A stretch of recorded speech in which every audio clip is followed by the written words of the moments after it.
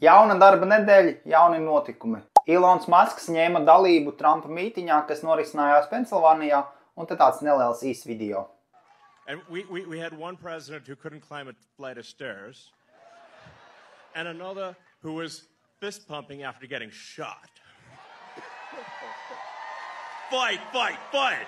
Bitcoins vēl joprojām ir 2024. gada performējošākais aktīvs. Ar visu to, ka trešais kvartāls ir bijis diezgan vājš. Japāns uzņēmums Metaplanet šodien iegādājas vēl papildus bitcoinu par 1 miljardu jēnu. Ceturtdien svarīga diena Amerikā, tāpēc, kad būs CPI rādītāji, jeb Consumer Price Index. Šobrīdējais ir 2,5%, prognozētais 2,3%. Apvienotā Arābu Emirāti atceļ nodokļus, kas saistīts ar kriptovalūtu darījumiem.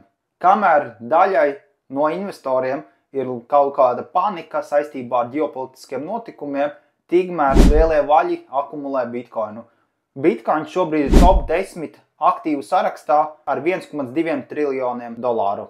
Par piekdienu Amerikas ETF-os gan bitcoinam, gan ethereumam diena bijusi ar pozitīvu zīmi un inflows bija lielāks. Bitcoinam tas bija 25,9 miljoni, ethereumam 7,4 miljoni. Ja tev patīk šis video, uzspied laiku, padalies ar draugiem un, protams, pievienojies Telegram grupai, jo šobrīd ir īstais laiks ienākt kriptovalūtā.